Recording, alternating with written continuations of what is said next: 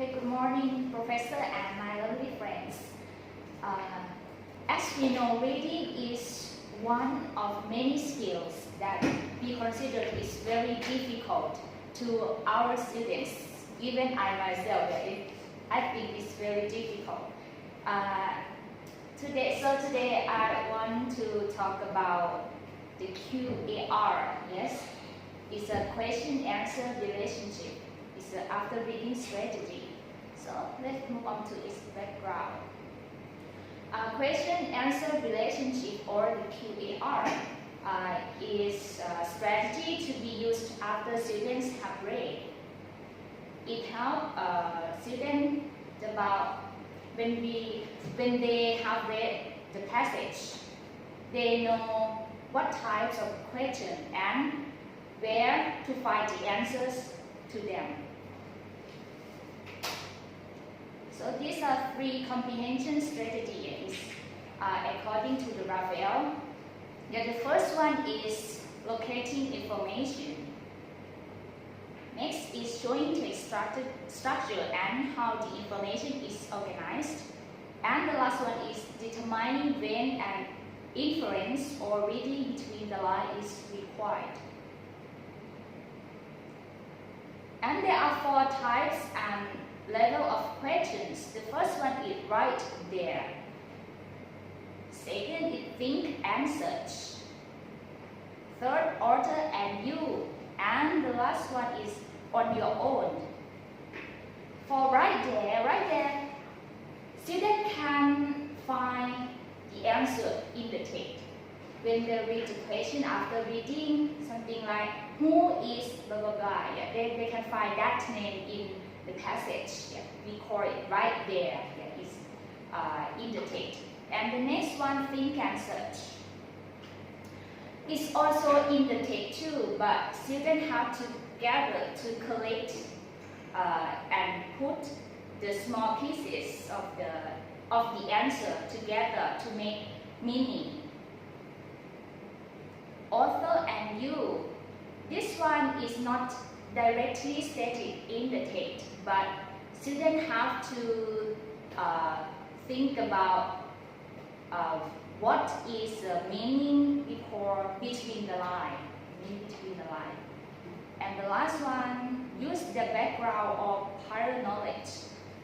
This type, sometimes students have to think about what they have known before. Sometimes they don't need to read the passage. When they read this question, they just use their background knowledge and they can answer this question. This is explicitly teaching QAR. There are 4 steps. Look at for the first one. Show the relationship of the questions and the questions to answer. For this step, introduce the strategy showing the relationship of the questions to answers. An enlarged chart of this can be hung in the classroom where students can refer to it. And step 2, how to create QAR questions from small sections of text that I have shown you before. 4 types of questions. We have to create the question from the QAR. And step 3, give students sample questions and identify the QAR levels. We provide students in small groups and identify which of the QAR levels what they used.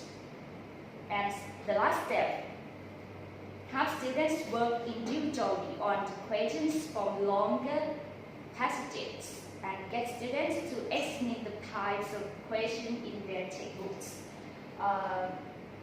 This strategy, we have to let students work in a small group first to make them confident to read the passage by using QAR strategy, and then we let them to work individually.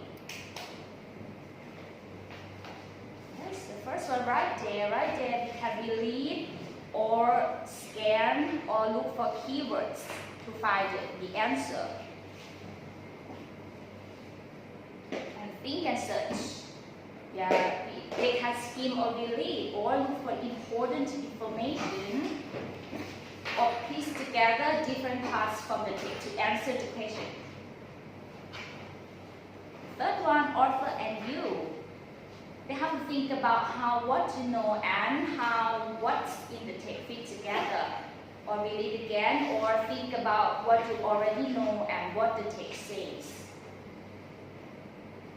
And the last one, on your own, or maybe we can see in many research they use on my own or on your own, but the same one. Think about what you already know, or think about what you read before and make the connections. Here for the step right there and think and search. It says in the book. In the book is answer is found in the book in the passage. And for the last two is in my head or in your head, because we have to use our background knowledge to find the meaning and the answer. My summary, right there, the answer is stated in the text. And for think and search, the answer is stated in the text, but you must combine pieces of information to fully answer to the question.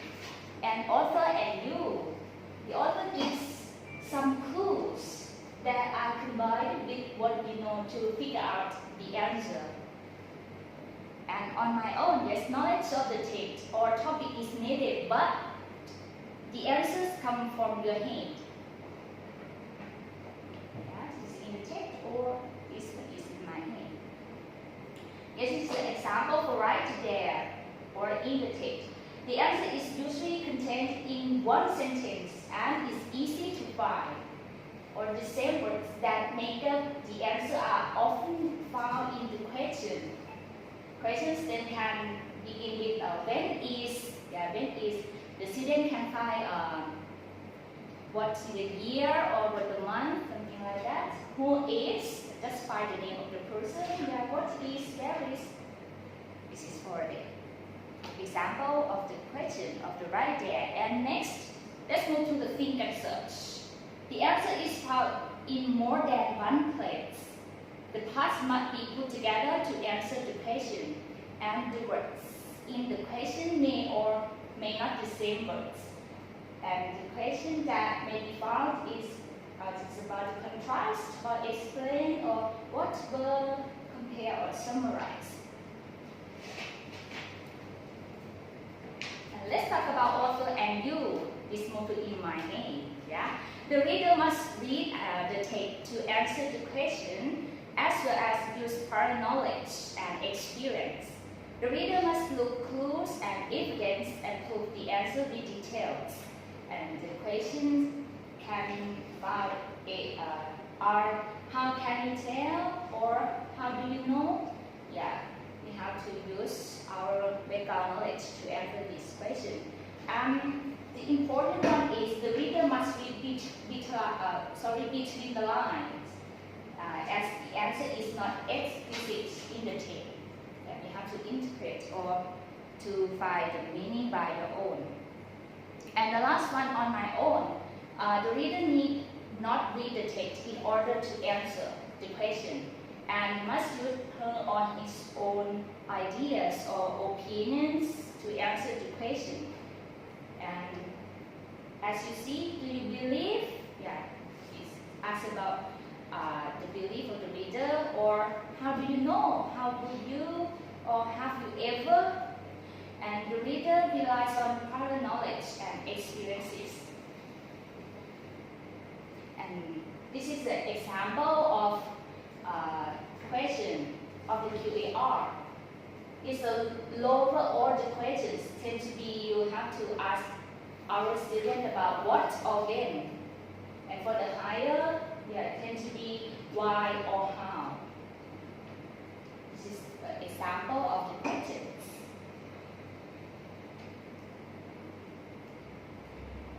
Yeah, this is my reference. It's from the National Behavior Support Service.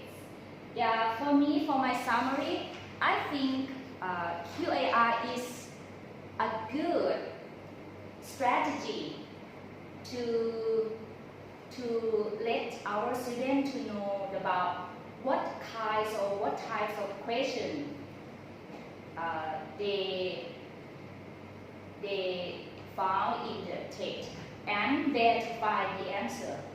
Yeah, this one is very useful. Yeah. And that's all for me today. Thank you. Okay, everybody, what do you think about it?